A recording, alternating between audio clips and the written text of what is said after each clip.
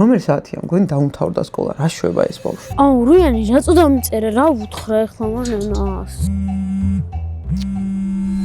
რა ქენიება მართა რა მიიღე დღეს სკოლაში? არა, არაფერი მიიღია. კარგი, მოიცა საიძე შეეულ და იქ ნახავ. აუ, როგორ მე უნდა შევაჩერო? მან რაღაც მეკითხა. მე ჩემ მეგობარი ვიყავთ მაღაზიაში. სკოლის ყბილეულის ყიდვა გვინდოდა. და თბილისის მოსწავლის ბარცის რო გადაიხადე, ნახევარი უკან დაუბრუნდა. გონი ახლა უნდა ამეღო თბილისის მოსწავლის ბარცი რა. ყველაზე კარგი და ახლა.